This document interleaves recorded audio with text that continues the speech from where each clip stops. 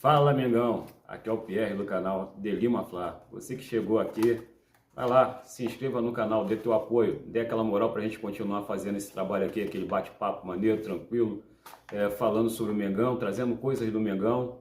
E para falar desse jogo, né? A gente já tinha essa expectativa depois do jogo do Cruzeiro, a gente já vinha comentando sobre a postura do Flamengo em campo, né? Se lembra que no jogo do Cruzeiro eu falei que os caras tinham comido um mocotó, uma feijoada e foram para lá e estavam passeando em campo enquanto o Cruzeiro jogava? A mesma coisa aconteceu aqui. Eu acho que eles ainda não se recuperaram, não descansaram o suficiente para poder fazer um jogo efetivo, né?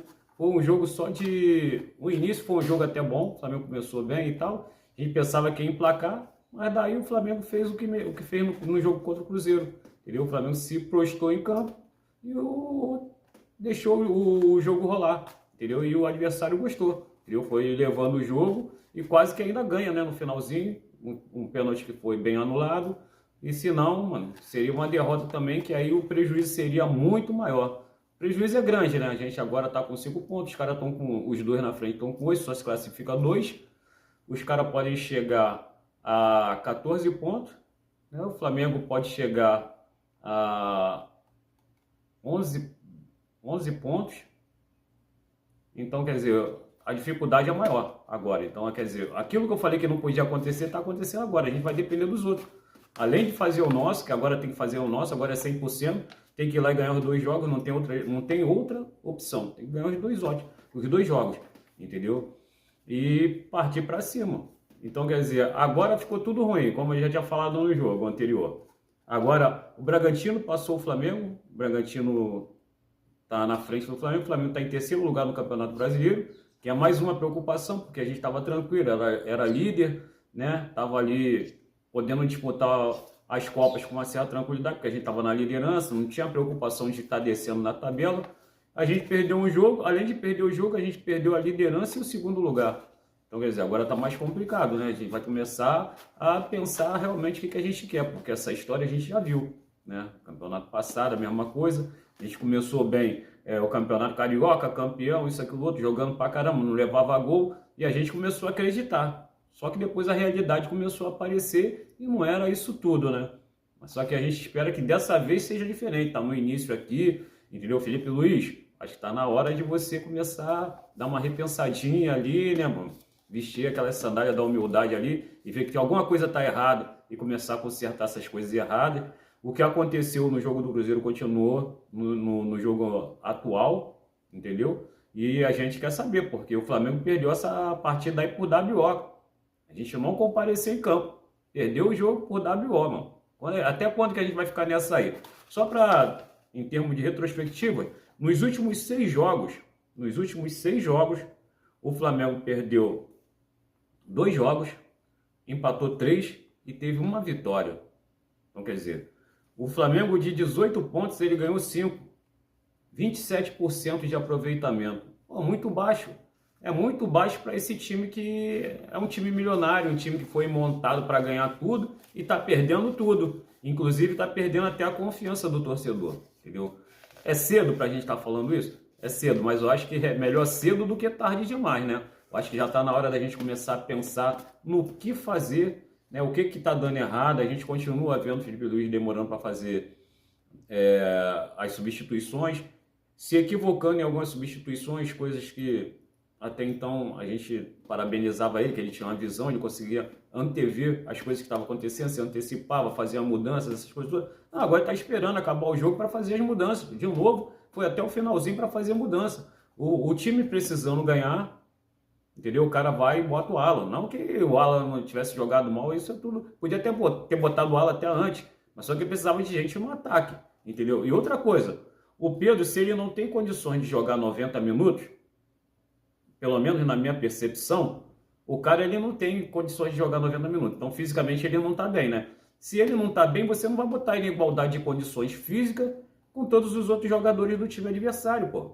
Deixa que o outro jogador comece a partida, entendeu? E no decorrer da partida, logo no início do segundo tempo, coloca o cara que ele vai estar em condições superior aos outros jogadores que já jogaram um tempo, entendeu? Então, ele vai entrar fisicamente inteiro para poder jogar com os caras que já jogaram 45 minutos. Pô. Acho que a princípio essa é a lógica.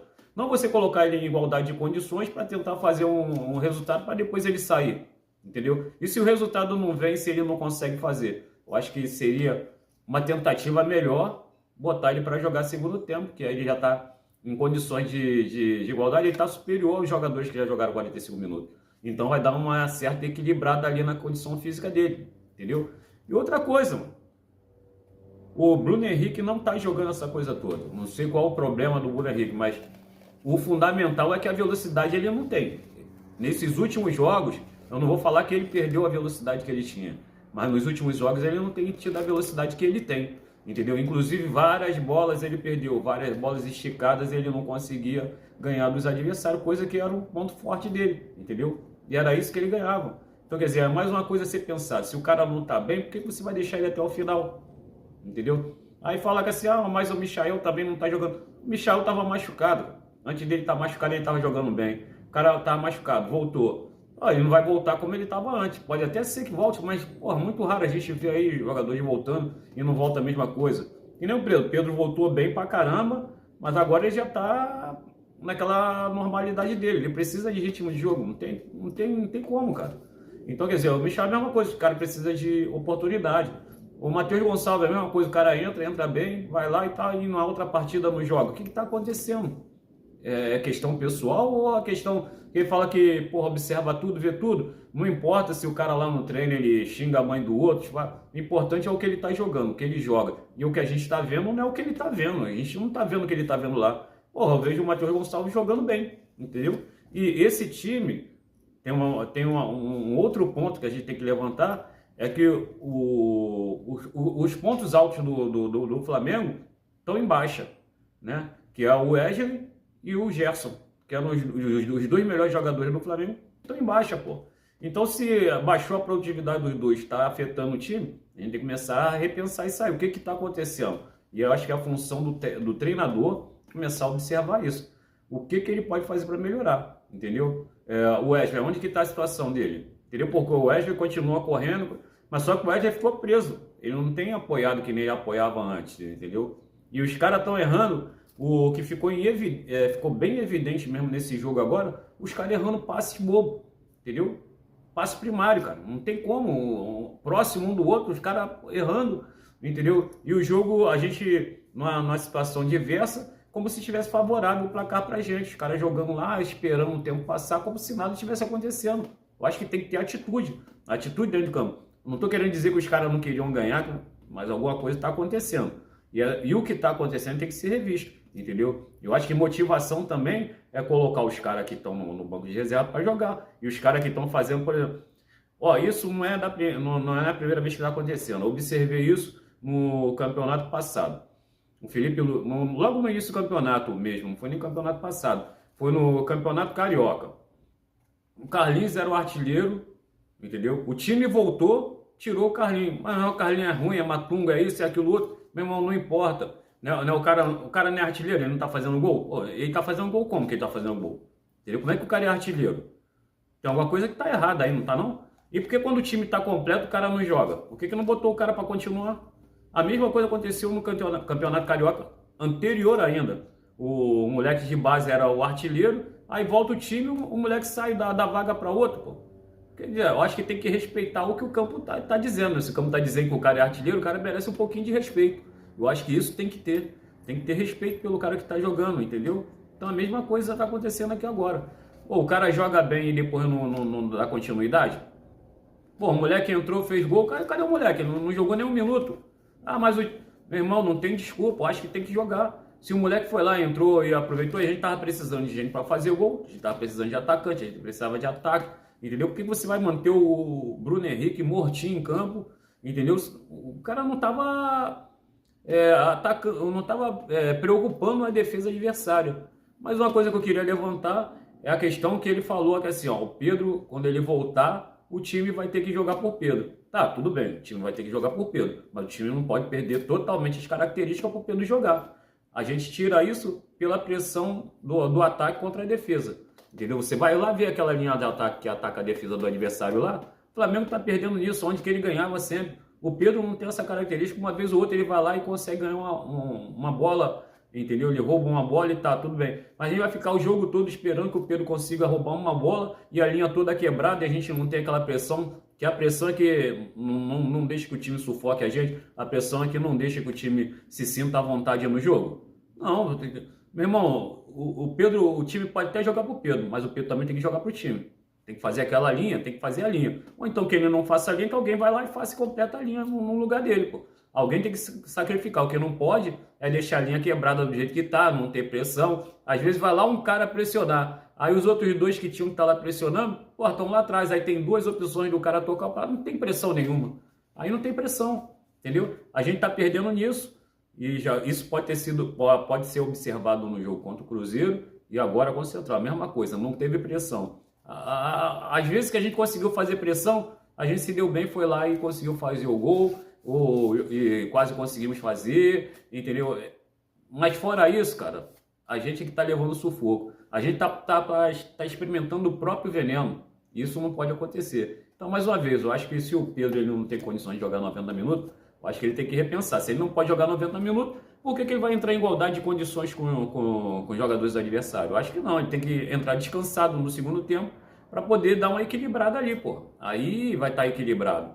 E os caras estão cansados de 45 minutos e vão pegar o cara que está descansado de 45 minutos. Equilibra, entendeu? E aí agora também vai começar a abrir aquela janela, aquela velha e antiga janela da especulação. Não é nem especulação imobiliária, né? É especulação futebolística aqui, onde os empresários vêm aqui, supervalorizam seus jogadores, vem ressuscita jogador, aí todo mundo está jogando em tudo quanto é lugar, o Flamengo está querendo comprar o time italiano todo mundo quer vir para o Flamengo, entendeu? E agora ainda é o pior de tudo, agora o pessoal está querendo comprar do Flamengo também, o Cruzeiro está querendo levar o time todo, Arrascaeta, Luiz Araújo, Matheus Gonçalves, pô, não sei mais quem que eles querem levar, já levaram o Gabigol, né? Levaram o zagueiro aí, pô, meu irmão, onde que a gente vai parar? Vamos parar com esse bagulho, mano. E vamos esperar para ver realmente qual é a contratação que o Flamengo de fato vai fazer, né? Porque também fica com aquela novelinha de que vai trazer fulano, Beltrano, Ciclano, chega na hora não vem ninguém, mano. O que tá certinho agora é o Jorginho que vai vir, né? Esse é o certo. Que vai vir porque, a princípio, né, certo, porque só tem um pré-contrato assinado e agora o certo é só quando tiver aqui, porque a gente já tá cansado já desse negócio de que é certo, chegando na hora não vem, né? Né, Wendel? Então, isso aí. Vamos ver se chega ou não chega. Aí tem o tal de João Félix, também, que é uma outra história, uma história até mal contada também, pelo salário que o cara ganha, entendeu? Será que ele vem mesmo pro Flamengo? Porque o Flamengo tem esse tipo de coisa, né? O jogador é caro para ficar e ter que ir embora. Aí depois vem um outro mais caro do que ele. Que lógica é essa? Onde que tá essa lógica? Eu não entendi nada até agora. Entendeu? Mas é Flamengo. Flamengo é isso. Tem uns caras também que são meio complicados, né? Essa diretoria é complicada. Entendeu? E aí tem os jogadores para sair. A gente não quer nem saber quem vai sair. A gente quer saber quem vai chegar. Eu tô mais preocupado com quem vai chegar, não é quem vai sair. Quem vai sair é o que menos importa, pô. Se não estiver fazendo diferença dentro de campo, é o que menos importa. Né? E aí a gente tem que ficar atento a essa aí, ficar nessa novela aí, vai chegar fulano, vai chegar Beltrano, vai chegar Ciclano. Aí agora é Jorginho, João Félix, Fagundo. Porra, daqui a pouco até eu vou estar nessa lista também, porra. Daqui a pouco vão estar me chamando aí chama o Pierre aí pra jogar aí no time, pô. Aí eu vou de 10, pô. Aí Arrascaeta, se cuida, hein? Se cuida que eu tô chegando. Porra, e mais uma vez, vê se a gente não perde a outra partida, a próxima partida, por WO, porque tá complicado. Perder por WO é coisa da minha pelada antiga, né, pô? A gente, pá, o adversário perdeu por WO. O Flamengo tá perdendo por WO e indo. Pior de tudo, é indo e perdendo por WO. Pô, agora tem o jogo contra o Bahia, que a gente vai voltar a falar agora do Campeonato Brasileiro, que é aquela novela que eu tava falando antes, que eu não sabia do resultado do Bragantino. O Bragantino ganhou, passou o Flamengo também. Então agora Flamengo é o terceiro colocado. Aí tem essa preocupação toda de Campeonato Brasileiro, Copa do Brasil, Libertadores. O que parecia ser certo agora já é incerto, o que parecia ser tranquilo já não está mais tranquilo, entendeu? Eu fico até preocupado agora em jogar contra o Botafogo da Paraíba. Pô, será que tá tranquilo assim? Porque o primeiro jogo não foi tranquilo. É o que eu falei, a gente vai ficar dependendo da sorte